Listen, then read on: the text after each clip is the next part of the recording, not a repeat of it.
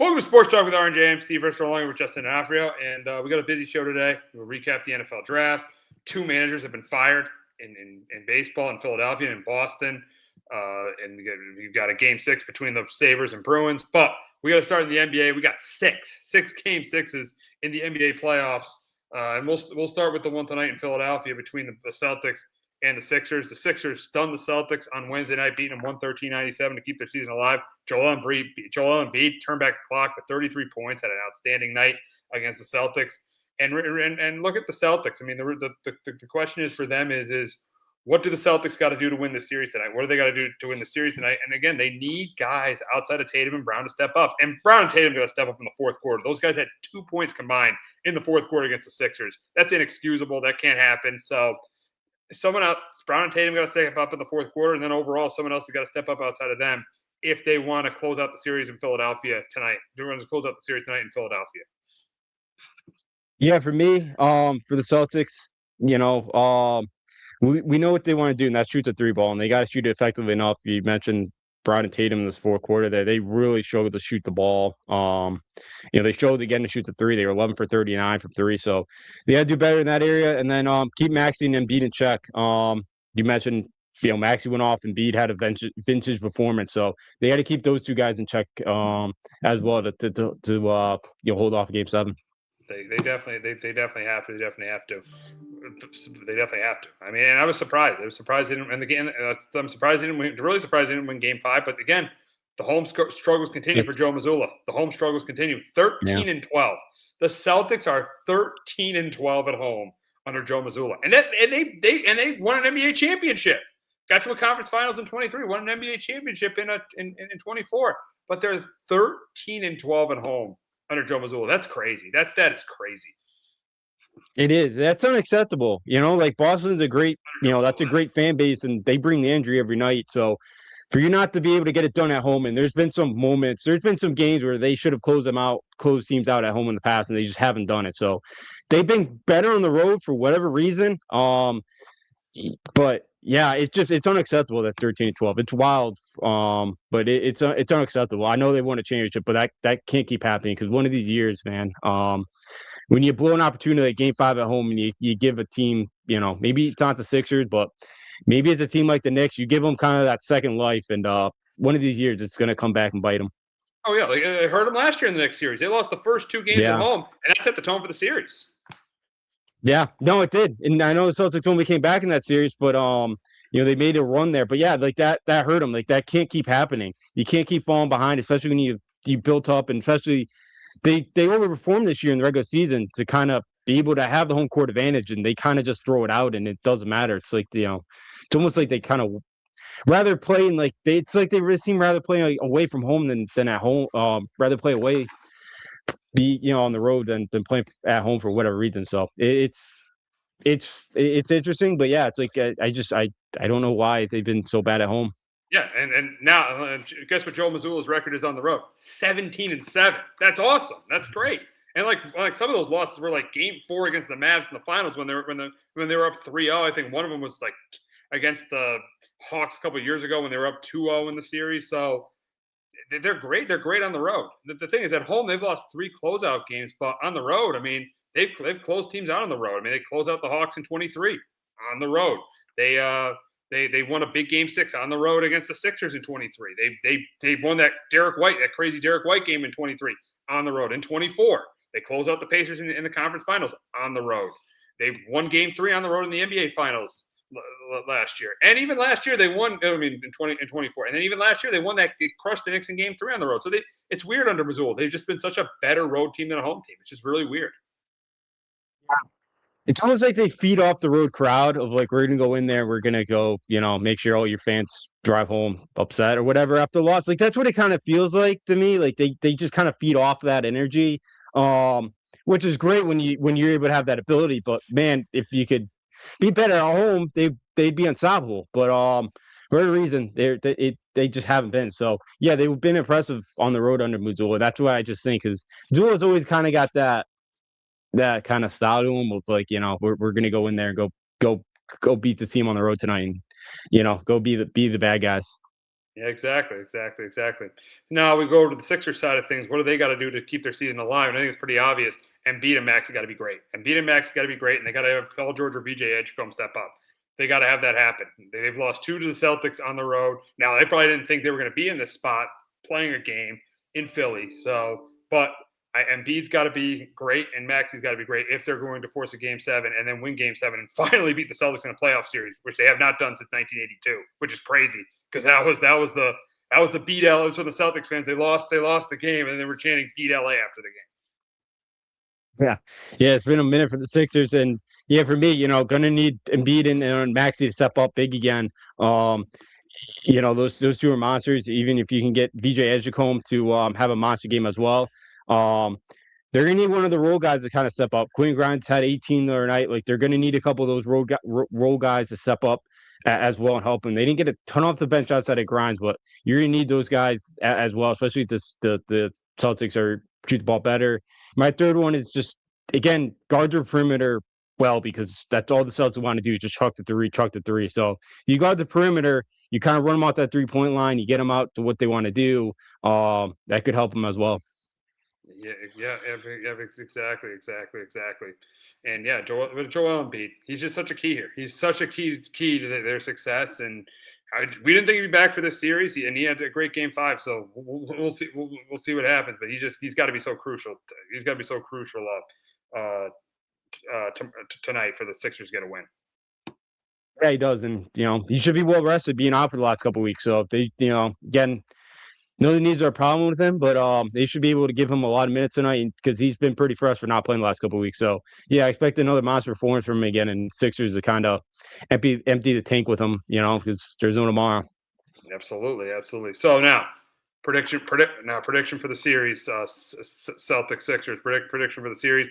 I'm going with the Celtics closing out tonight. I think the Celtics close it out tonight. As we said, Missoula 17-7 on the road, and I think the Celtics are still a better team than the Sixers. I think they're clearly the better team.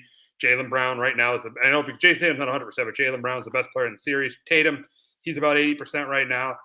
But I just think the Celtics are the better team. They've owned the Sixers for years. I think they close it out tonight in Philadelphia. Justin, do you think the Celtics close it out in Philly, or the Sixers make a dramatic comeback and finally beat the Celtics in a playoff series?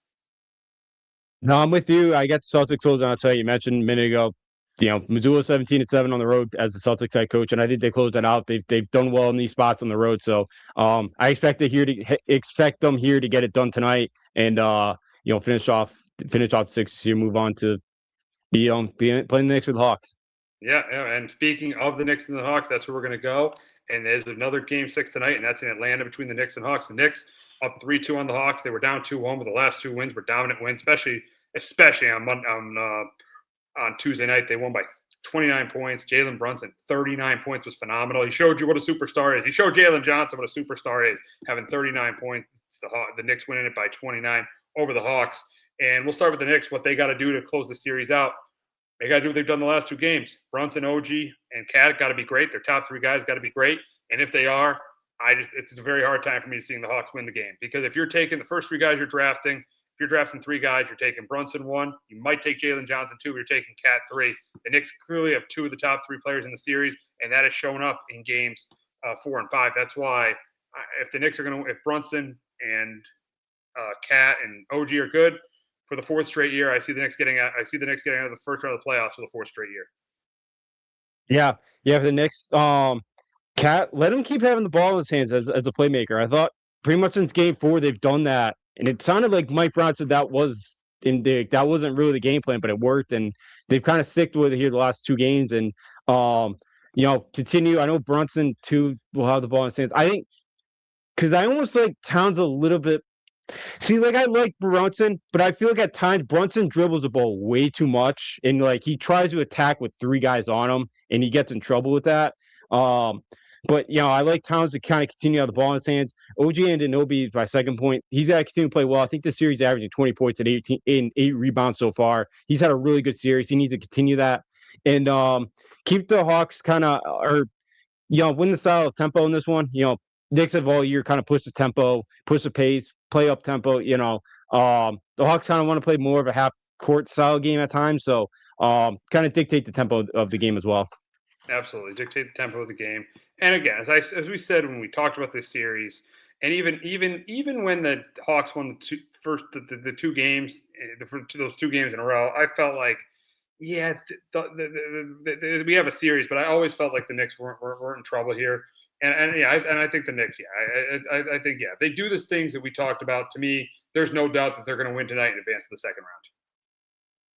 Yeah, yeah, absolutely. They're the better team. The last couple games they've looked better here. They look like they're trying to figure out the offense, and I do think that's because Cat's been running a little bit more of the point, and I do think that's been helping. And again, the Hawks don't really have a great interior defensive presence either. So I expect Cat to kind of dominate down in that area. So I'm with you. The Knicks should finish this thing off.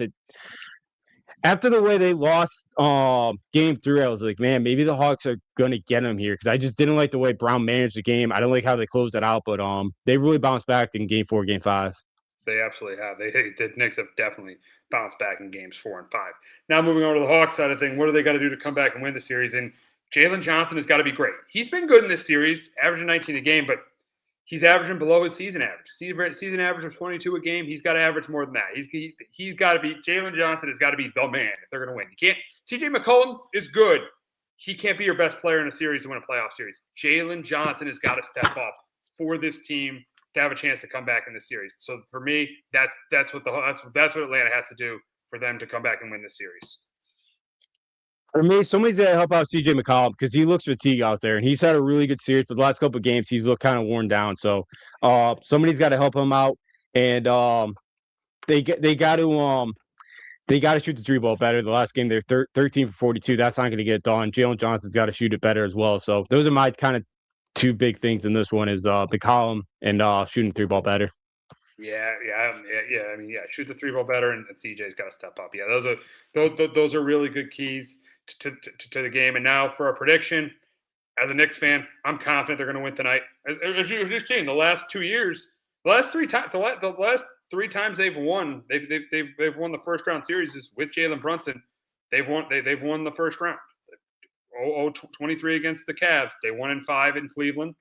We remember that, that game 6. I think it was the Josh Hart game they won against the Sixers in Philadelphia. That was a game 6, and then the game 6 last year against the Pistons, or Jalen Brunson's the big shot. So they've been really good. The last 2 years have been really good in these games. It's been on a Thursday night, a game 6 on the road for the Knicks on a Thursday night. We're back here again. So I think it'll be a close game, but I think the Knicks are closing out tonight. I think the Knicks are going to close out tonight and get to the second round for the 4th year in a row. Yeah, I think they'll finish them off as well tonight. They're the better team. I like the way they play, especially offensively the last few nights. And again, I think Karl-Anthony Towns is a big kind of distributor in this offense again yet tonight, and I think that's a big factor. And I think Brunson plays well, and I do think Jalen Johnson they keep in check yet again. And I do like the Knicks to finish it out here in Atlanta in Game 6. Yeah, I do too. And the bigger question too is the way the Knicks have played the last couple of games. Should they be the favorite to win the East? Should they be the favorite to win the last week we both thought the Cavs looked like the best team, but right now the big question. And you've seen the Cavs lose 2 and almost lose last night. And you've seen the Celtics drop a game at home. We know the situation the Pistons are in. They're facing elimination. We'll get to them. But are the Knicks the favorite to win the East? And I think they are. I think what they showed the last 2 games shows you they are the favorite to win the Eastern Conference, in my opinion. I think they are. What they showed the last 2 games, winning convincingly in Game 4, winning the way they did in Game 5 at home. I think to me, they've shown me why they are. To me, they are the favorite to win the Eastern Conference. I'm going to take the Celtics right now. You're still going to go Celtics. Yeah. I have a love-hate relationship with this team. I think they're really talented. I think they take too many threes. But I think the motivation for them, too, of like, hey, the Knicks knocked us off last year. I know they're, especially the way they could go on the road. Like, they're not going to be intimidated heading into MSG. I think the best player on the floor will still be Jason Tatum. Brunson's very good and he's close, but Tatum's gonna be the best player on the floor. I like the Celtics kind of the best player on the floor. I don't know about Tatum being the best player on the floor. You could argue Jalen. Now, when healthy, Tatum is the best player on the floor. Yeah. But I'd say Jaylen Brown or Brunson be the best player on the floor in this series. I don't think Tatum's all the way there yet. Yeah, he's not 100%. He's close, and I think he's getting closer to being 100%, and he's looked pretty good so far. But yeah, him, Jaylen Brown still. I just think the Celtics are a tad bit better than the Knicks. I think it's going to be a 6-7 game series, but right now I do have the Celtics the slight favor. The Celtics a slight favorite. I'm going Knicks. So it's gonna be interesting next week. We're probably gonna get that matchup, so it's gonna be interesting next week. It'll be fun when we get that matchup next week to be talking about that. So it'll definitely be a lot of fun. And hopefully we get that match. It looks like we're gonna get that matchup again, so it'll be fun talking about that matchup. But we got to move on to the Pistons, who kept their season alive last night thanks to a amazing performance by Cade Cunningham. He had like 45 points for them. He had an amazing performance for the Sixers. For the Pistons last night, keeping their season alive. Paolo was great as well. Paolo was great as well. But the Pistons end up getting the 116-109 win to keep their season alive and getting the series back to Orlando on Friday night. And for me, what the Pistons got to do to get to a Game 7 in Detroit on Sunday, Duren's got to step up. Duren is playing like an average NBA player. He's playing like he's played for every year, but this year he's playing like an average NBA player. He was an All-Star this year. To me, he was. Cade's great. Cade's arguably a top 10 player in the league. He's great. Duren was the reason why this team ended up being the number 1 seed because he played at an All-Star level. He's not played close to an All-Star level in the series. Tobias Harris has been their second best player in the series. So Duren has got to step up. Duren has got to step up if the Pistons want any chance to get to the second round for the first time since 2008. Yeah, I'm with you. It's got to be Duren, and because right now, because I know you like to do this. After Cade Cunningham, and let's say Wagner's healthy, the next 3 guys you're taking are all Magic right now. Without question, without a doubt. Carter, Banchero, Wagner. Yeah, I would say. I wouldn't say Carter has outplayed him in the series. But I would say, yeah, I would take Banchero, Bane, and Wagner easily over the next 3 guys. And the thing is, this is not really a 1-8 series because in the beginning of the season, the Magic had higher expectations than the Pistons. The Magic had higher expectations than the Pistons. The Pistons just overachieved, and the Magic just really underachieved. The Pistons overachieved, and the Magic just really underachieved during the regular season. Yeah, absolutely. And this is the problem with Detroit is, you mentioned Duren. Like Duren's useless offensively 5 feet away from the basket. Like he can't create on his own. And then, as you just mentioned, Tobias Harris is the second best player right now. And Tobias, if you want to be a championship team, Tobias Harris cannot be your second best player, and that's the problem. Like they need another scorer. They need to address that. They need another playmaker to help Cade out because I'm with you. Like this Detroit team, I liked them to their defense, but I should have taken count of do they have enough scoring, and they clearly don't. No, they definitely do not. They definitely do not. And now looking on the Magic side, what do the Magic got to do to pull up the upset and be one of the few 8 seeds to beat a 1 seed in the playoffs? And number 1 for me, it's Paolo's got to keep playing the way he is. Paolo was awesome last night. He's been great this series. He's played he's played close to a superstar level this series. Now he didn't play during the regular season. He wasn't at a superstar level, but he's played at a superstar level this series. So Paolo has definitely got to play well. So is Desmond Bane. Bane hit that huge shot in Game 4 to put them up 3-1. Bane's got to be good. So they're big. And Wagner, when he comes, and Wagner, I feel like he's got a gut now. He's got to be good too. So I think their big 3 has got to be good. To me, that's the key for the Magic to win this series. Yeah, for me, for the Magic, I'll go, especially if Wagner's not gonna go in game. I know he's questionable. I know he might. You need like another guy like Anthony Black to step up and score 19 points for you. You got to get one of those guys. Bane had a pretty good shooting night as well. Banchero had 45. But you need somebody off the bench, to kind of step up, make some plays, and Anthony Black did that. So then you get, a little bit more from Tristan da Silva coming up on Friday. It'd be huge as well. So needs a couple of those real guys to step up. Without question. Now, prediction for the series. I said the Pistons in 6, but I'm going to change it. I'm going to go Magic here. I think the Magic close it out and get to the second round. I think they do. I think the Magic close it out and get to the second round of the playoffs. Yeah, I'm with you here. I think the Magic get it done. I think they upset the Pistons here, and they get it done, especially if they get Wagner back. I definitely love their chance even more. Yeah, I do too. I do too. If they get Wagner back, so I got them. We both got the Magic. Yeah, we had the Pistons before the series started, but we both got the Magic advancing to the second round. Now we move on to the last Eastern Conference series, and that is between the Cavs and the Raptors. And last night the Cavs beat the Raptors 120 to 125 to 120. I mean, Donovan Mitchell and James Harden both had over 20 points. Both at 20. Harden had 23. Mitchell had 19. So the question is, what do the Cavs got to do to get what do the Cavs got to do to get to the second round for the third year in a row? And I think it's pretty easy. Mitchell and Harden got to be better. They've been good. They got to be great. And in this series, I feel like they haven't been great. And the first two games they've been, but this series I feel like they got to be great. I feel like they got to be great. So to me, that's the big key for them is those two guys got to be great. And they got to show up and play defense in the first half. They gave up 72 points in the first half. Their perimeter defense last night was absolutely pathetic. The Raptors in last night's game, they hit 15 threes. But in the first half, they were hitting threes all over the place. So they got to show up ready to go. I mean, if they're going to close out, if they were going to close the series, and if they're going to, if they're going to, move on, win more games past this series, because their defense last night was pathetic, but they were able to get the win because they're clearly the better team. Yeah, defensively they got to be a lot better. Because I'm with you. That was my big one for them because that was pathetic. That's a usual. I know their defense took a hit when they brought in Harden, but they still should be a lot better than they were because they were awful too or what game was it? I think or in game 3 when they gave 126, they were pathetic as well. So they gotta be better defensively because because this draft team's good, but like Brandon Ingram hasn't done anything. That guy really hasn't stepped up at all, and the Raptors are still had a really good night shooting. I know they had a tough fourth quarter, but man, they got lucky to win that game last night.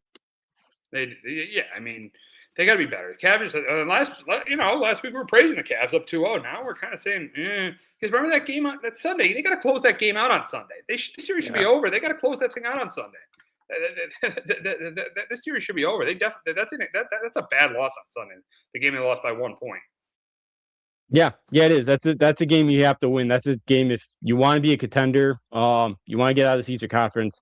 That's a game you got to finish off and win. And not being able to do that there and only being able to score 89 points is pretty bad. But you kind of figured they were going to come off. They were going to probably shoot a little bit worse than they did to start game 1 and game 2. I didn't think it was come down that far, but yeah, if they want to be a championship contender, they had to win that game. They had to finish off the Raptors on Sunday, and they just didn't. So I'm with you. I was praising them, and I really regretted it watching the last couple the games 3 and 4 that I started to praise that team. Should have known my lesson the last couple of years with that team. Yeah. The way this team has played, in the postseason, the way they played in the second round of the postseason. Who knows who's going to win that series? If it's Cavs, Cavs, Magic, Cavs, Pistons. Who knows who's going to win that series? It looks like the winner of the winner of Celtics, Knicks is going to go to the NBA Finals. But Cavs. They need to be better. They definitely need to be better if they want to make a deep playoff run. Now looking on the Raptors look at the Raptors angle. Is what do they got to do to what do they got to do to come back and win this series? And someone has got to step up outside of, because Brandon Ingram's going to be out, so someone's got to step up outside of Scotty Barnes and RJ Barrett. Someone's got to step up outside of those two guys if they want any chance to win this series. But it's going to be brutal for them to win this series because they have won a game in Cleveland. Yeah, I'm with you.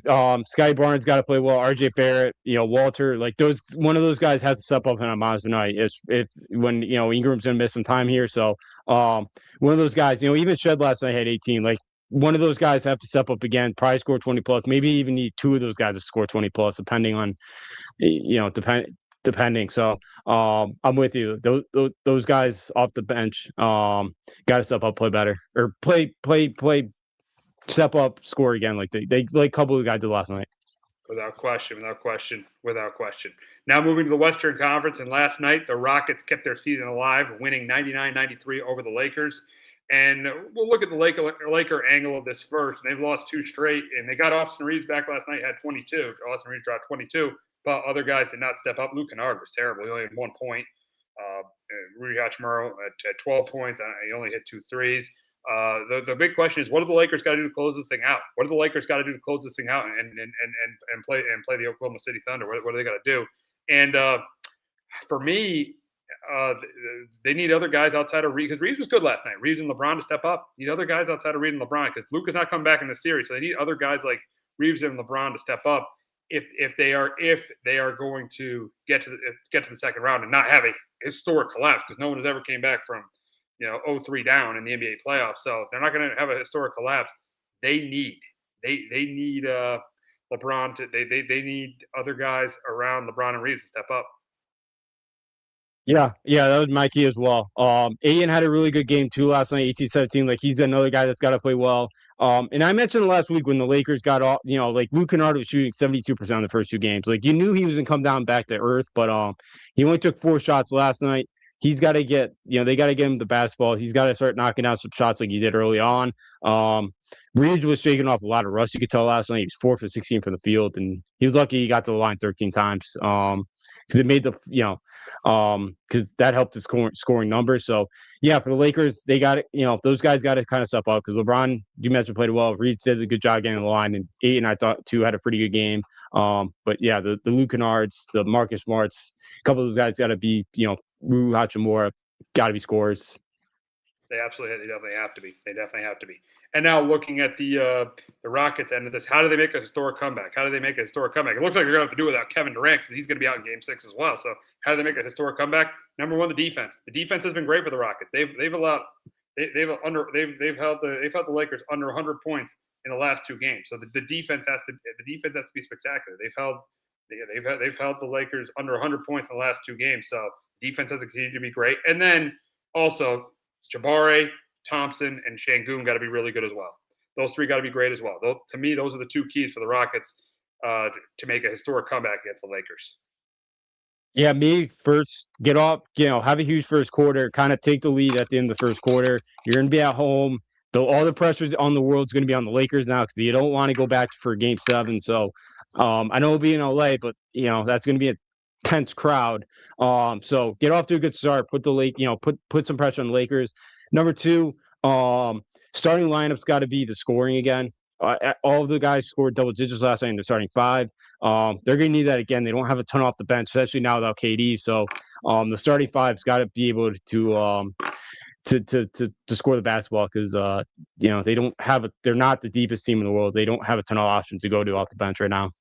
Yeah, you're right about that. They do not have a ton of options to go to off the bench. So yeah, they have to. Stars got to have big games. They got to have big games if they're going to make this historic comeback and advance to the next round. Now, and the funny thing is, they should be up 3-2. They should have won Game 3, so they should be up 3-2. They should be in this series.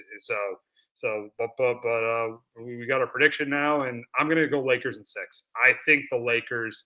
I think that Reeves and LeBron will have big games. Other guys will step up, and I think that listen. Durant is not the needle mover he used to be, but I just don't see the Rockets making this comeback because Kevin Durant is still clearly their best player. Even though he's not the player he used to be, he's still clear, and he's been terrible in this when he's played in the series. He's been terrible. He still is their best player, and that's why I think the Lakers win. I got the Lakers in 6 here. I think the Lakers moved on to the second round to face the Thunder. I got the Lakers in 6. Justin, who do you got in this series? I'd say the Lakers get it done 7. I think they force a Game 7. Wow. Yeah, I think the Rockets get it done at home. But I do think the Lakers bounce back in Game 7. I think they shoot the ball well enough. I think, Luke Kennard has a good game. Obviously LeBron plays well. I think Aiden's kind of forced down low, and I do think the Lakers do move on. And because without KD, I wouldn't be shocked if Houston won 2 straight, but I'd be surprised if they won 2 straight without Kevin Durant here. Even though, as you mentioned, he didn't have a great series, but he is so clear the best player, and they definitely need him. Oh, they absolutely do. They even though he hasn't played great, they absolutely need. I think they would absolutely need Kevin Durant to win the series. With him being out in Game 6, that's why they lose in 6 to the Rockets. Now moving on to the Nuggets and the T-Wolves. The T-Wolves lead the Nuggets 3-2, and I would assume it was the reason why. I would assume it that great Game 3 against the Nuggets. And we'll start with the Nuggets. We'll start with the T-Wolves because without Ant-Man, how difficult is it going to be for them to win this series? We'll answer that question first. How difficult is it going to be for them to win? I think it's going to be very difficult. I know they won game, but you can't rely on. I would assume it to be this great, and Julius Randle is their best player, so I think it's going to be very difficult. Even though they're up 3-2, I think they got to do it tonight if they're going to win. So it's going to be very difficult for the T-Wolves to win this series. I think it is. Yeah, it is, especially too because DiVincenzo's out too, and that's another kind of key guy that you have off the bench that you could go to that was a scoring option. they're trying to figure out. I know Bones Highland played pretty well. I know Terrence Shannon they both have 15. Ivory's had 12. But yeah, I would assume Moose had an unbelievable series, but you can't keep counting a guy like that to put up 40 a night. He had 18 the other day, and Bulls lost another trade giving that kid away. And he's really flourished since going to Minnesota. So yeah, I just need to be too tall attached because losing. I think if they had DiVincenzo, it'd be a little bit easier, but like without him either, too. Like I think it's just too much to overcome at this point. Yeah, it looks like it. But what do they got to do? What do they got to do to win this series? And to me, it's got to be done tonight. And I think Julius Randle's got to have a huge game, and also other guys like Desumo, like he did in Game 3, McDaniels and Gobert got to be great. But to me, if they're going to win this series, it's got to be done tonight. Yeah. Yeah, I'm with you. They got to finish him off tonight. I'm with you with Desumo. He's got to step up with the injuries that they're facing. He's got to play well. Number two for me was going to need a strong defensive performance with the guys are down. Can't really get to a shootout with this Nuggets team. And my third one was kind of control the glass. I think they've done a pretty good job this series. They've out rebounded the Nuggets by about 7. Second chance opportunity to be huge and keeping Denver off the glass and offensively. They continue to do that, then they have a chance to maybe kind of hold on and knock off Denver. Yeah, I'd agree there. I'd agree there. So, so I'll go to the Denver side of this, and for Denver to come back and win this series, for me, Jokic is going to be great. Murray's going to be good. They need guys to step up like they need the Cam Johnson, the Spencer Jones to step up like they did in Game 5. They need the supporting guys to step up, especially tonight because they have not stepped up on the road. The supporting guys for the Nuggets, those guys got to step up tonight for them to come back and win the series. Yeah, I'm with you. That was one of my points. Is yeah, they need those role guys to step up because Murray and Jokic, they're going to get theirs, and Christian Brown, can he have a big night? Cam Johnson, I thought played better. In the last game, because I know you're down kind of Aaron Gordon right now. Like those guys have to kind of step up, and not because you're right. They haven't played well away from Denver, and they got to go to Minnesota tonight, play well. My other one is defensively. That's been their main issue all year. They got to have a good defensive effort tonight. Because Minnesota doesn't have a ton of scores, so if you kind of keep them in the hundreds or maybe low 110s, I think Denver has to probably feel pretty good about themselves to win this basketball game. Yeah, they do. And now our series prediction, I'm going to go Nuggets in 7. I think they got a major break here because I think if the way the Nuggets have played in this postseason, and I like the Nuggets to go to the conference finals. I don't like them to beat the Spurs now. I don't. I'm not the biggest David Adelman fan. The fact they got down 3-1 in this series and lost that Game 4, I assume of the game he had, and then Jokic started that fight on the sidelines too. I think they're going to get lucky, and the Nuggets are going to get lucky here, and I'm going to take them here. I'm going to go Nuggets in 7. I just don't think. I think when you lose a player like Anthony Edwards, it ends up catching up to you. I think it's going to catch up with the T-Wolves. I am going to go Nuggets in 7 over the T-Wolves, but Chris Finch keeps his job because he got a bad break with Anthony Edwards getting hurt. Yeah, I got Nuggets as well here in 7. I think Jokic obviously the best player still in the sport. Them losing Ant-Man, the Timberwolves, is huge, and that's why they're not going to be able to hold on. I think losing DiVincenzo too hurt, and I think Jamal Murray has a couple big games here to kind of keep him in it or help him kind of rally this team back as well in the next 2 nights. So I'm with you. I think the Nuggets get it done, especially being at Game 7 at home. They get it done. I'm with you too. Like I don't think they should fire Finch now because they're up 3-1 the series, and obviously the injury bug kind of hurt them at the worst time. It did. It definitely did. So, and T-Wolves are a good playoff team. I mean, they got to the conference finals two games in a row, up 3-1 on the Nuggets in this series. So, I'm going to go Nuggets here in 7 to get to the second round to face the Spurs. Now we will talk about the NBA draft lottery. And this is interesting because they're kind of changing the draft lottery. They're kind of changing it, where the top 3 teams don't have the best odds. 16 teams are now in the lottery, and I like it. Because this year it's a step in the right direction. I don't think it's great, but it's a step in the right direction to solve a major issue that happened this year with tanking. Because a third of the league was tanking this year. Let's be honest.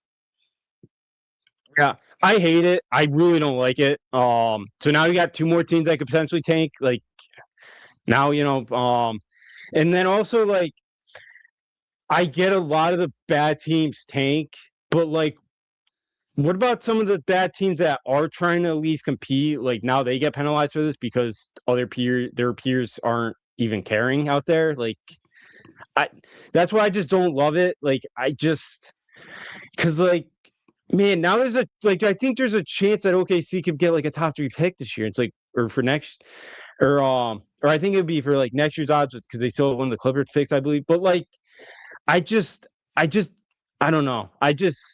It's all I don't know. I don't like adding two more because like those last playing teams now could potentially they sneak in, but like do they really need the number one pick? Probably not. So I don't I don't like it. I just think for the teams that are trying to win here, at least that are bad, like I just think it's not right for them. I think it's fine. I think I like it because it gives teams the incentive to play. This year was a disgrace in the regular season with the teams tank, the third of the league tank. That's a disgrace. They got to stop that. You give team. I know, it's not a perfect system, and I just think this is a way to fix a flawed system. I think this is the way to kind of not fix it, but just make it better. Just make it better with something that's really bad right now. This is something to make it better. So I do like it. And I get it. Like, yeah, it's gonna, but like, I don't. Does it help a ton? Like, I don't know. Like, well, maybe because the Jazz are starting. Like, I don't know how much it changes the minds of like a Wizards right now, or like the Kings or the Jazz. Like, I think they're still all gonna just try to lose and just hope that they get the number one pick. And like, I think they're still just gonna throw the towel in by mid-December. Like, it's bad, and they have to fix it. And but like fixing the lottery like this, I don't think is gonna do it. Like I think you have to make them like somehow compete, Yeah. in like a tournament or something. Like, That's a hey, better idea. That's actually a better idea. It's like an end of the season tournament, and the winner of that yeah, tournament gets the first pick. That's actually I think you yes, came with that idea a couple weeks ago. That's actually a better yeah. idea. My dad came up with that. Yeah, my Your dad dad was came up with it. Yeah. like that. He did tell me that. Yeah, it was my dad came up with the idea. I do like it because then it like forces you to yeah, it forces you to compete and it forces you. Hey, if you finish one spot out of the play-in, you get the one seed, you get a bye, and then they get the one. So like, I think you have to do it like that. I think that's how you fix it. But you could sell that product. They don't. These networks eat anything that you throw a product at them, they'll eat it up. So don't tell me that you couldn't sell that either. You definitely could, especially Exactly. as a King fan. Yeah. I know they're never going to win a title. At least if I could, unless this team could compete and get a number one pick, I'd be excited for that. Because like I know they'll never win anything. Again, I'll be Yeah. shocked they ever make Exactly. the Yeah. playoffs again. Yeah, the way things are going. Yeah, exactly. Yeah, no, Yeah. good point. That's a really good point there. That's a really good point. That's a really good idea. But the NBA trying to fix the lottery, and I think they took a step forward. But we'll see how that ends up happening. But now we'll move on to recap the NFL draft. And I think the biggest storyline from the NFL draft is what the Rams did at 13, taking Ty. That was the shock of the night. That was the shock of the first round. The Rams taking Ty Simpson at 13. That was the shock of it. And the question is was this the right move for the Rams to take Ty Simpson at 13? And I'm going to say no. I think that Sadiq was on the board. Makai Lemon was on the board. I think Monroe Fleeing was on the board. So you had other guys that could have helped your team in that season. And the other thing is number two, McVay wasn't that happy with it. See, McVay, you don't know how much the difference between this and LaFleur was LaFleur, when they took Jordan Love, was just starting to be the Packers head coach and was looking towards the future. McVay, I don't think he's really looking towards the future. He wants to win right now. He wants to win another Super Bowl right now. They were the closest team to winning. You could say the Patriots made the Super Bowl. They were the closest team to winning the Super Bowl last year. So to me, I don't like it. I don't like it. I know it's a pick for the future, but I don't like it. I would have taken a guy that was going to help their team this year, seeing that they had the best odds to win the Super Bowl this year. Yeah, I'm with you because they had some holes and they were, a couple plays away from being in the Super Bowl last year. So like I didn't understand it. There's a part of me that feels like McVay's playing chess, not checkers here, that like he's good with the pick and he's just making it look like he didn't want the pick. I don't like I feel like he would have because I guess they had secret meetings with Ty Simpson. Like I guess they did meet with him a couple times. So like I have a feeling McVay's kind of making it look like he didn't want the pick, but I think secretly he's kind of playing it off that didn't. But I didn't love it either because you could have got an edge rusher there. You could have got another weapon. But I don't know. McVay's a very smart guy. I think he was kind of trying to act, maybe do a little bit of acting there, but I could be wrong. I don't know. But I just can't imagine McVay didn't have any idea that they were going to go quarterback there. I just don't. I think he's a very smart guy. I think he's very plugged in that organization. Um, and especially too, because they were trying to trade Stafford last year in the offseason too. That's why too, like he I know they didn't, but he had to play a role in that. He had to probably okay that. So that's also why. I'm not saying he's going to start for Stafford this year at all, but I do think that McVay does like Ty Simpson. I don't know about that. I don't know. I think he was kind of going along with it. I knew I think he knew they might go quarterback, but I don't think he was going to go. I don't know if he thought they were going to go quarterback at 13. So I don't know about that. I really don't. Like to me it's I don't think McVay was on board, and that's another reason why. There's two reasons why. You're the favorite to win the Super Bowl, and you're not taking a guy who's going to help your team this year. And number two, your coach isn't all in on it. So that's why to me, I don't like the move. I really don't. I don't like the move at all. And now it could help. Really, it could help them in the long run. It definitely could, like it has for the Packers and Jordan Love, like it did for the Chiefs and Patrick Mahomes. But I don't know about this move. I really don't for the Rams. I don't know about this move. It's a weird move for the Rams. Because you could have traded back and probably landed him. I don't. Maybe the only other team I think that would have is like Cleveland, right? That back end, Yeah, probably would have gone quarterback. No, yeah, like, because they wouldn't have traded with Arizona, so it would have been Cleveland. Yeah, like it would have been them. So that was probably so you could have probably traded back, got an extra pick or another asset for him. So I do get that. Like I don't love it. Like I think they should have gone a different direction. I'm just saying. I just think McVay's played it off a little bit and like kind of knew. And he's probably a fan of Ty Simpson. Yeah, it could work. It has worked for Jordan Love in the Packers, and maybe it does for Ty Simpson. I don't love him, but like, especially if McVay likes him, he knows more than I do. So I'm not gonna. He must see something on the tape, and I think it hurt that his offensive line wasn't great last year, and he had no running game. So I don't think that, and he was hurt all year. So we'll see. But I didn't love it either. I think you should have got another. You should have gone somewhere else where you could have helped your team out this year. Definitely, that's in my opinion. That's what I think should have happened. I think they should have found a guy that was going to help their team this season. Now we will do our recap of the NFL draft, and we'll give our five winners and losers of this draft. And I will go first, and I'll start with my winners of my first winner of the draft. And to me, my first winner. It's crazy to say this. I'm going to go with the New York Jets. I'm going to go with the Jets. I mean, I was a fan of them taking David Bailey over Arvell Reese. I was a fan, even though Reese went to the Giants. I was a fan of that. And they got two weapons. They got two weapons on offense. They got Omar Cooper, and they traded up into the first round and got Omar Cooper, and then they drafted Kenyon Sadiq. So I really like that, and also got D'Angelo Pons, who's you got a couple of Indiana guys, which is good. You get guys that played in big games. You got D'Angelo Pons too. So Kublik was a little bit of Kudlik was a little bit of a head scratcher, but overall, I think the Jets were definitely a winner in this draft. Number two, I'm going to go with the Ravens. They got Vega in the first round, needed interior lineman. They got that. I mean, Zion Young in the second round, get more. That was an issue. We all know they went out and signed Trey Hendrickson, but that was an issue last year for them getting to the quarterback. So, and I know they have Mike Green. They drafted Mike Green in the second round last year, but you can't have enough edge rushers. So I like it. I like getting Zion Young. I like getting Surratt too. I thought Surratt, Jacoby, they got Lane and Surratt as a receiver. So to me, the Ravens were number two. Number three, I'm going to go with the Kansas City Chiefs.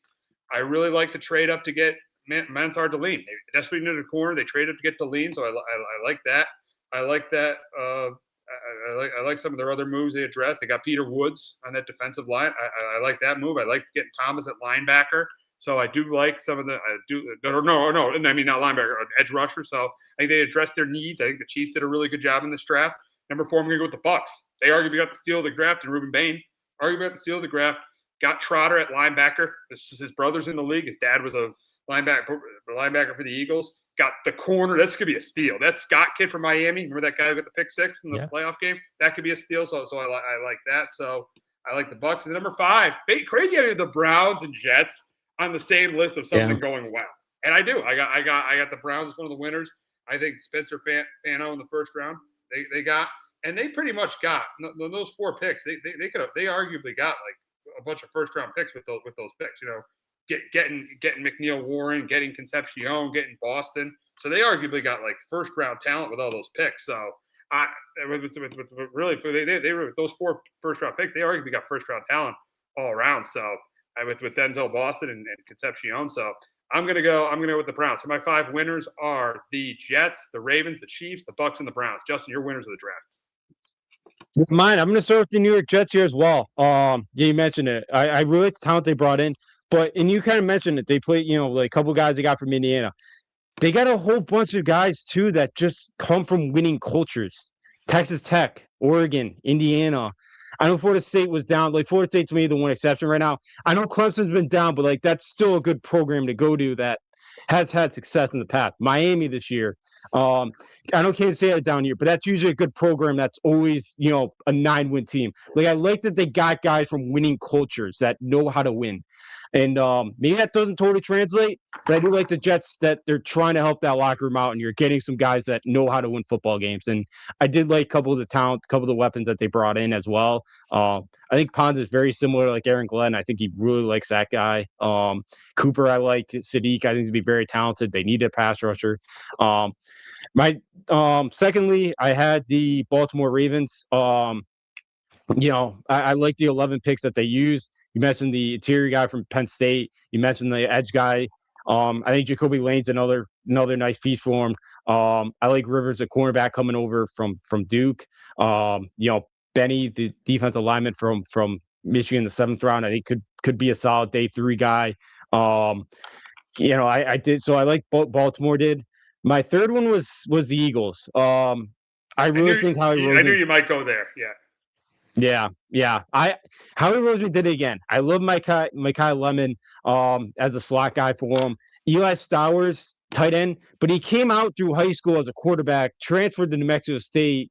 They switched him to tight end, and he played with Pavia. So, still learning how to be a blocker, but like I could see the Eagles being inventive with him. Cole Payton's an interesting lefty athletic quarterback. Could they do something with him? So I did like, and then taking the Bernard kid from Nigeria, just seems like he's a freak athlete. I could see the Eagles figuring out how to use him. Another one was the Vegas Raiders. I thought they had obviously. That was close for me, especially with the McCoy move. The McCoy move in the 4th round, that could be a real steal. Yeah. If his knees are right, it could hold up. I think that's huge. Mendoza obviously number 1. I like Stukes, the cornerback they bringing in. Crawford. They really just got better, I think, on the line of scrimmage. On both ends, what they needed. Bringing in Mike Washington, the running back, big running back as well. That could be a nice combo in the backfield with Genty.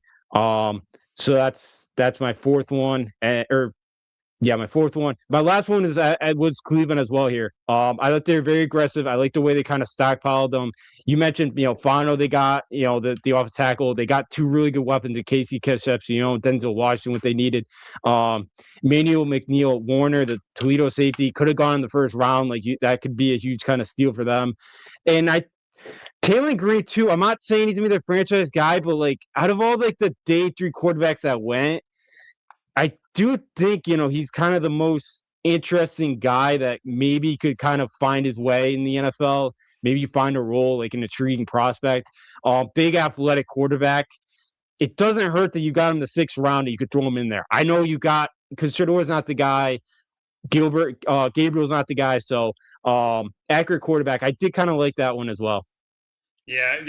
You got three of my 5. You got the Browns, you got the Ravens, and you got the Jets. The 2 we differ on are the Eagles and the Raiders, which were close for me. Eagles and Raiders were definitely close for me as winners. Now we'll move on to our losers of the draft. And I think this team is the biggest loser of the draft and the biggest loser of the offseason. That's the Jacksonville Jaguars.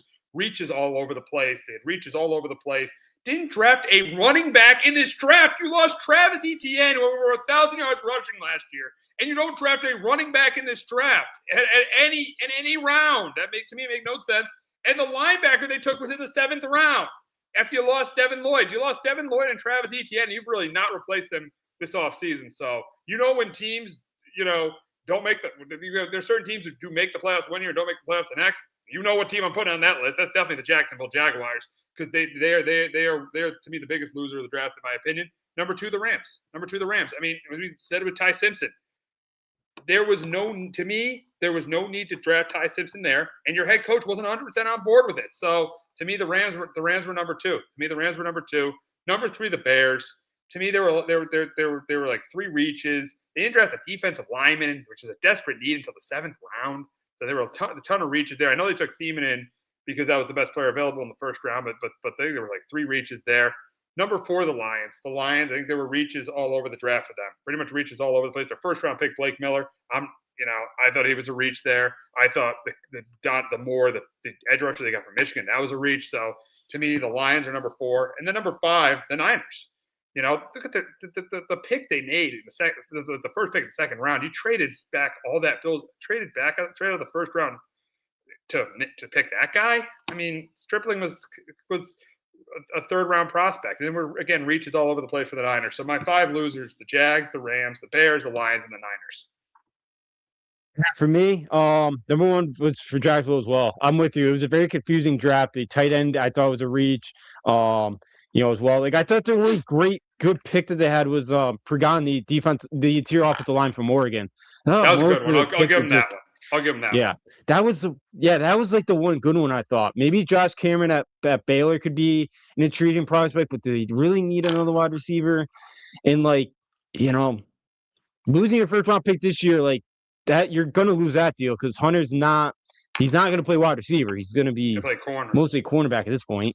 So I didn't love their draft. Number two for me was at the Rams as well. Yeah, we talked about it. So I thought they had a couple of reaches as well there. Number three for me was Arizona. I think, did you not learn from what the Raiders' mistake last year? Like, you need a lot of talent everywhere. You're really going to start with a running back.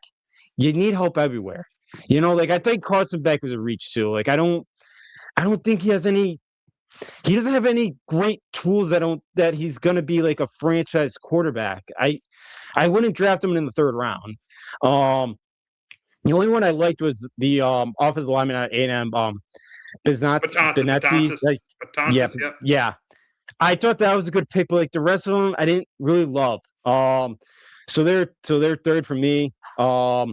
Fourth was the Niners as well for me. They traded back twice. They had a bunch of reaches. I understand that like Shanahan's kind of like they kind of fit our offense. And maybe they do, and maybe they'll turn out to be great. But like till I see him do it, I think the reaches like Black, the running back. I thought that was a major reach as well. Like I didn't love it either.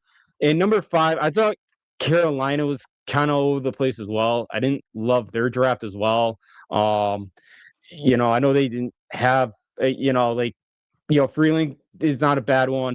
I thought Hunter kind of solid one, but like I wanted to kind of see him do a little bit more up front on the defensive end, like a little bit more. And Freeling, like I do like it, but he only did make 17 starts. So, like I think he is coming in maybe as a backup to start next year. But I thought they reached on a couple guys, but I thought Carolina was another loser of mine. So I had Carolina, the Niners, Jacksonville, Arizona, and the Rams. Yeah. I could see all of them. I think I had 3 or 5. I had the Niners, I had the Rams, I had the Jaguars, and then you had other good candidates. You had the Panthers there. And what was your other team? I don't remember.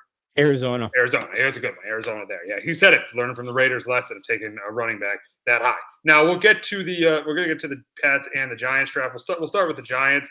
And I like overall as a Giants fan, I like the draft. I did like their draft, but I would for a grade, I would give it a B+. There was stuff I liked the first. I think they had to take Reese with that number 5 pick. They didn't think he was going to be there, so they had to take him with the number 5 pick. He did play more edge than middle linebacker, but I feel like John Harbaugh said in his post draft press conference after the first round that he's going to be wearing the green dye. He's going to be the middle line. He's going to be playing right next to Tremaine Edmonds. So I like that pick. Malanoga, the one thing, the first round pick, I wanted Downs, but I could live with Malanoga being there, even though Downs is on the Cowboys now. So I could live with Malanoa being there. I could live with him being a first round pick. I could live with that. I really like the second round pick in Colton Hood. They need a secondary guy. He's definitely gonna help them this year. Colton Hood. Now for Malachi Fields, I think they gave up too much for him. I think they gave up too much for him. Now there's a chance he can be the third receiver. he could beat out Darius Slayton for that spot. But Malinois, and I mean Fields. I think they gave a little bit to Malachi Fields. 6th round, I thought Jamison Travis was a reach, but that's a 6th round pick. Same with J.C. Davis. But I really like Jack Kelly. I think Jack Kelly could help this team. I think watch out for Jack Kelly. You're shaking. You like him too. You like the Jack Kelly pick too. I could see. Yeah, I think Jack Kelly could really help this team. Yeah, I love Jack Kelly. I think at 10 sacks last year. He flies all over the field. Like I could see him maybe eventually being defensive, but like I could see him next year being like a special team piece. I gave the Giants a B+ as well. I like Arvell Reese. I like the two. I thought they hit on both their top 10 picks. I think Hood could have gone the first round as well. He's a physical cornerback, and he's still.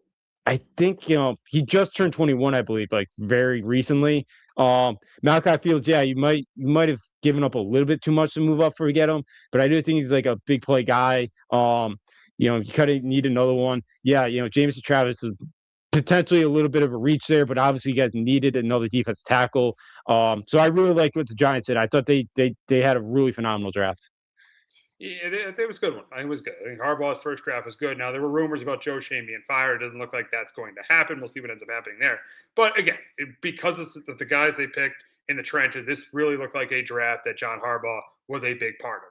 Now, moving on to the Patriots draft, which your head coach was not at for most of your picks. Your head coach was not there for reasons that we've discussed already.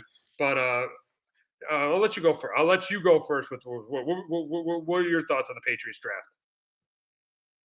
They gave it a B. I like the Caleb Luma pick a lot. I like the Jackus pick from Illinois. Like Luma again, like if he's insurance, if Campbell has to eventually move the guard, you got Luma that could start, at the tackle spot. I love that they moved up for him. Jackets to get a really good edge rusher, which they needed. I know they're a little bit better in the playoffs, but again, you're going to go with some better quarterbacks this year. You're going to need that pass rush. I like the kid out of Notre Dame, the tight end, because I think he's a really good blocker. Notre Dame's done a really good job developing tight ends. He's 6'6". He's not the quickest guy in the world, so he's not going to blow by guys on the field. But I really like that. I like Morin as a backup quarterback, kind of coming from the air raid system at Texas Tech. I like Jam Miller. I think would have gone higher if he wasn't banged up all year. So I'm a big fan of him. Prutney was like the one that they reached for. Like he's gotten better through the years, and he's transferred a couple places, and he's got better each year. But like, felt like you could have got him later on in the draft. Like the Cron over from A&M, massive guy, just more, another kind of right tackle protection. Especially too, like if Morgan Moses got 1 year left on his deal, maybe he slides in as a starter next year. Eventually, the linebacker at TCU, big athletic kind of tight end. I mean, linebacker that might be kind of a special teams guy for him. And then I like Hutchings as well. The 7th round, the kid out of Boston College. So, all in all, another pass rusher. So, all in all, I thought it was a really solid draft from the Patriots. To me, I would give it a B. I would give it a B because here's the thing that I didn't like about the draft, really did in the first round. I didn't like that if I'm going to trade up, I would have traded up for an edge rush. Number one, I wouldn't trade up with the Bills. I would not have given the Bills extra picks. I wouldn't trade up with the Bills. I didn't think that was smart. And number two, I would have taken an edge rusher. I would take because Howell and Young were still on the board. Howell and Young and TJ Parker, they all were still on the board. I would take an edge rusher because I think that's more of a need for this team than a tackle. Because is he going to play this year with Moses and Campbell? Probably not. And they got Jaire Tucker inside, so probably not. He's probably not going to play. So I didn't really like the move of trading up there. I do like the Jadakiss. I really like the Jackus pick though. I like them trading up for Jackus. I think he's going to help them, but. I'm going to give it a B. I don't mind the tight end they got from Notre Dame, but I'm going to give it a B just because I didn't like the trade up for the tackle there. I would have traded up for an edge rusher if I was going to trade up, and I wouldn't have traded up with the Bills. Yeah, I get it with the Bills. There's a couple spots like to get a kid like Luma, I don't mind it. Maybe I think he is going to be the future tackle. I think eventually I know Campbell had a really good regular season. Obviously, he was hurt in the playoffs, and he really struggled. I think he's insurance, yeah, because again, but like he's insurance too, because like I think he's gonna play because Morgan Moses could be what 36. He's never healthy. I know he wasn't bad this year, but like I do think he's gonna play some right tackle this year, or he slides the left tackle and then they go Luma plays the right tackle spot. I really could see that happening, or so I do think he's gonna be on the field. Yeah, the Jackets picked. Yeah, I'm a big fan because I think he's well rounded both areas, and then I do think they needed that, and I think because filling a need, because yeah, that was their biggest need. So, but I didn't mind trading up for Luma. Like I really did kind of think he potentially one of the better guys that was on the board still. So I did like that they really addressed kind of their two of the biggest needs right at the beginning. So to get Jackson's, I'm all right that they lost out on Howell a couple in the Youngs because I do think he's a well-rounded. I think he's going to be able to be a key guy to defense right away. Yeah, well, yeah. So we'll see what happens. We'll see what happens with those picks for the Patriots. But we're going to go from one Boston team to another Boston team. And on Saturday, surprisingly, the Red Sox fired manager Alex Cora, the Red Sox man. And really the question is this the right move?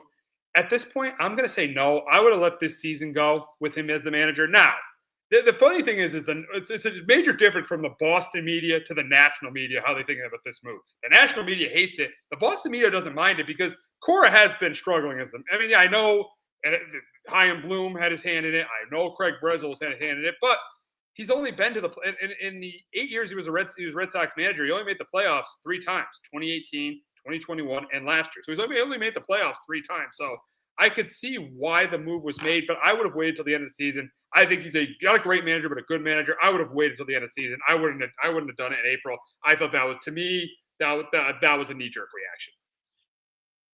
It absolutely was. I'm with you. I think they wanted to do it. I think it was finalized Thursday night, but obviously they couldn't fire him after getting swept by the Yankees. You can't give the Yankees, the satisfaction of we just got your manager fired. I hate it. I really like Cora. What is Cora supposed to do when you trade Mookie Betts away for 3? You know where Jeter Downs is at now? He's in Japan playing. That's crazy. That's terrible. That's terrible. Ownership and Chaim Bloom right there. Yeah. Yeah. And Craig Breslow is a robot. I don't know if you heard his comments. He's like, because some of the players were not pleased that they were not approached about this. And Breslow's like, well, I was never approached this player, so like I don't believe in doing that. Well, you're a relief pitcher. Relief pitchers don't get that. Exactly. You're always bouncing around, Craig. Like for a guy that's been in the sport, I don't think he's the brightest bulb in the box. And again, people compare him to a robot, and I can see why. Again, I'd fire Aaron Boone in a second to go hire Alex Cora. I really would. Really? I would, and I would love to see the Yankees do it. I know they won't, because they love Boone and they're in love with the guy. But I'd go ask Cora if he wants a bit of revenge. I just hate it because it's a young team, but like it's not his fault either that they didn't go sign. That's what they're missing, a veteran in that locker room. They're missing an Alex Bregman. Yeah, exactly. How's that Cora's fault? They didn't resign him. I know. They didn't resign him. They didn't resign him. And then with the coaching staff, Veritek, Fatsy, and Hudson, their contracts were up at the end of last year. So they renewed them. He fired them a month in. Exactly. What is he doing? I know. I just don't get it. I know. They're a train wreck. They are. Like, they definitely are. They definitely are. Yeah, like I can't stand the Red Sox, but like part of me is like I want them to be good so the rivalry means something again. But like you just set your franchise back another 5 years, guys. But again, then you got Henry acting. He's in Baltimore, but he won't speak to the media again. Which is why the owner is such a problem with this team. The owner could not be more of a problem with this team right now. Yeah, they are. It's a disgrace. They're not spending money. You just banked on a bunch of young kids that they were all going to figure it out, and they haven't. Yep. Exactly. And that's on Breslow. Yeah, and I'll get to my Breslow point too. Do you think Breslow survives this? And I'm going to say no. I think they're going to clean house. I don't think Breslow survives this. I don't think you should. And I think they're going to clean house again. He shouldn't, and I think they will. But seems like ownership hitched their wagon to Breslow. So we'll see. But I'm with you. If this team wins like 70 games, which seems pretty likely at this point. Especially if Garrett Crochet is going to be out for an extended period of time. They think it's going to be a 15-day and he'll be back, but I think they will. And again, if ownership not going to spend, who's going to want that job? I know it's Boston, but like, man, you fired another guy after 2 years. Good luck. Like they just haven't figured out since Zabrowski left. They really haven't. Just They really another, that was another one that they fired that they tried to sweep it under the rug with everything else going on in the Boston market, and they that didn't work out well. Yeah, to me, the organization's never been the same. It's never been the same since Dave Dombrowski got fired. It has never been the same since. Say what you want about Dombrowski, and we'll get to him in the Phillies. But say what you want about Dombrowski, but they were good under Dombrowski. They were in the playoffs in 2016 and 2017, and they won the World Series in 2018. And then they fire him not even after in September of 2019. Yeah. That was disgraceful. That was another. That's when the ship started to sink. That's when the ship started to sink. Yeah, absolutely. The night of the Patriots opener, they figured during the Sunday Night Baseball game they fired him. I remember that. Yeah. Think they'd sweep it under the rug, but they just PR. They have never figured it out. So I think they didn't. The one worry is they feel like they didn't get Chaim Bloom a chance in Boston. So I wonder if they're like, we should give Craig a shot here. So that's what it seems like, but we'll find out. But I think they should. Think they should move on for Craig, and we'll see. But he's got to hope these guys pick it up. Yep, exactly. So now we'll move on to another manager firing, and that's in Philadelphia with Rob Thompson. And I could see this one coming. I think this is actually the right move to make because the team was definitely underachieved. Could not have been underachieving more. And then they got a doubleheader today, and you see though that they responded with Donnie Baseball. They won. This season could actually be salvaged. The Phillies could salvage their season. I think the Braves will win this division, but the Phillies season could be salvaged because of this. Because I think Donnie Baseball is a good manager, and I wouldn't be surprised. I don't think this will be fully like a 2022 situation where they fire Girardi and Rob Thompson to win the World Series, but I could see it where the Phillies. I don't think the Red Sox salvage their season. I think their season's. I think at this point their season's over. The Phillies, I think this is salvageable where they could still make the playoffs with this move, and I think firing Rob Thompson made sense because this has been a topic in Philadelphia the last year or two. Yeah, I know it's been talked, and I guess they were booed. Was it the Sixer game? The Phillies were booed. The fans were booing them. Which with that fan base is a shot. But now Dave gave him the vote of confidence not even a week ago. I think it was last week, and he gave him the vote of confidence, and he canned him. And I think we know what direction they're headed in. And it's the guy we just talked about in Boston that's probably going to land that job in the offseason. Yeah, he was. We got to mention he was offered the job. He was offered the job, and he didn't want to take it right away. Yeah. I think because the Red Sox don't have to pay him if he takes the job right away. I believe is what I heard. So like the Red Sox got to pay him out the rest of this year. Get paid to go spend 6 months with your family until the season's over. Not bad way to live.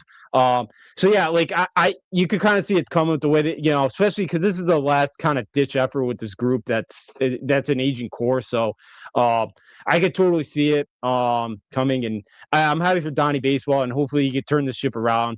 I wouldn't be shocked they would either because I think either that because I don't think the Mets are. Washington's offense is pretty good. Miami, I think, is better, but like those two teams are not going to.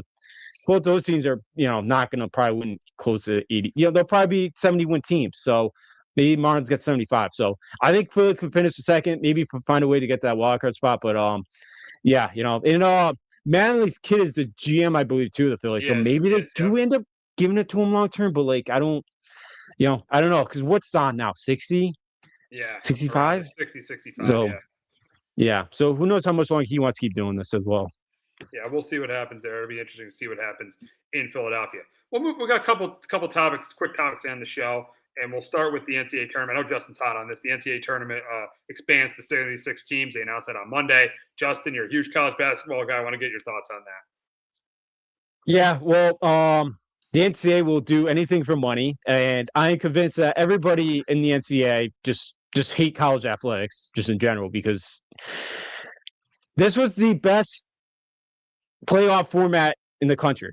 This is like in all sports. This is like everybody loves a perfect bracket.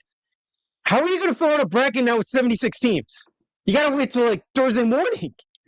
I know. Braxton But I don't Perry's think in I don't think trouble. you have to, because they're gonna have like a first. I think the first 4 will be 12 games, which again makes no sense. It's dumb. Who wants to see 15 and 16 Indiana in? I don't. And I I love the know. sport. I know. It's I know. ridiculous. There's no need to expand it. The bubble has gotten worse since COVID every single year. None of half those bubble teams this year shouldn't have gotten in. They were dreadful. I'm glad Miami, Ohio got in, but like it's not like these small teams are going to be one of the 8 teams included. They want to give more opportunities because there's 160. These teams like Texas don't need more of a chance. They get enough opportunities to quad one to win. They don't do it. Why? Why expand this thing? It makes no sense. And that's why the people in the NCAA just hate sports in general. They just do. But again, the guy at the top used to be a politician. Again, yet they don't know what they're doing.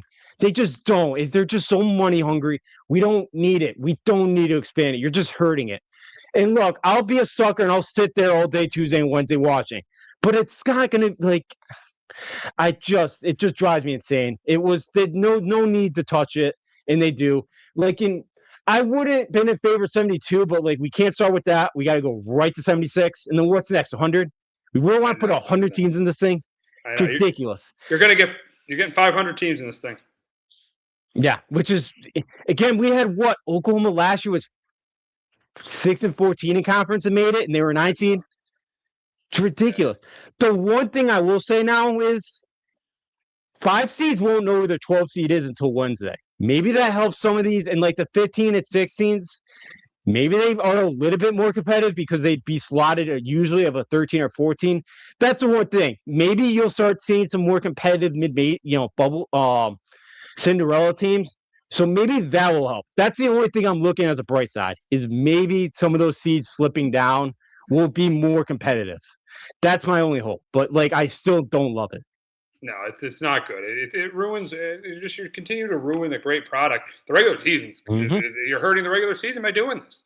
Yeah. You can be a 500 team and you're still going to get in the tournament. It's pretty much this. And now for a lot of people it is a 3-week sport, but you're really making it a 3-week sport by making this move.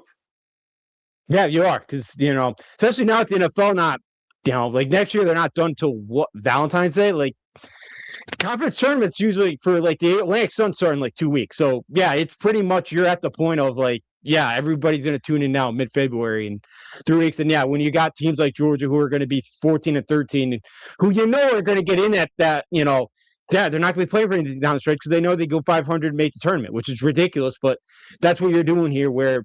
And again, like they're going to leave these teams out like that. North Carolina two years ago, they were like 1 and 10 in quad one, and they got in. Then they got smoked in the first. They got smoked in the first round. Like it was ridiculous. Like we don't need to expand this thing because you're really killing it, the product. And we're like, have you seen UConn's non-con schedule like next year? Like, sounds like they might play Michigan.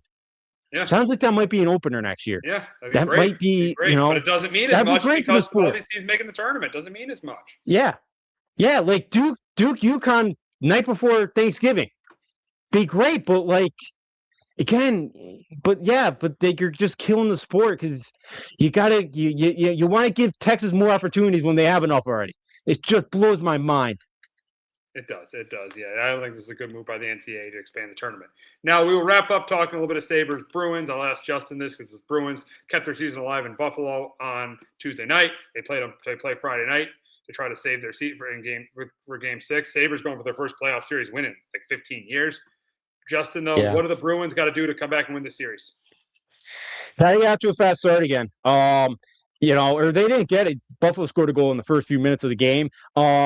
But they got to get out to a fast start here. Get the first goal. Get that home crowd into it. To be a nervous energy in that building. So that's number one. Number two is special teams.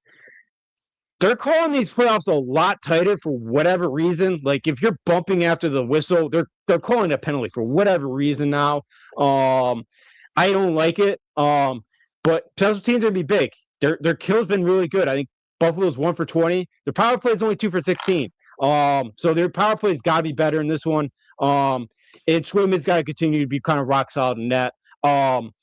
Besides game game 4, but like most of that wasn't even on him. I don't know if you saw, he went off on his team and he kind of lit a fire under them, and I don't blame him because they left him out they left him out to dry a couple times. So Swayman's got to play well. Special teams has got to be, the power play's got to be better and get off to a fast start. Yeah, it seems like that's the formula of the Bruins coming back and winning this series. But that's going to wrap up this edition of Sports Talk with R&J. For Justin and Afrio, I'm Steve Risser. We will be back next week talking about the second round of the NBA playoffs, the Yankees and Red Sox, and any NFL news that comes our way. Have a great weekend, everyone.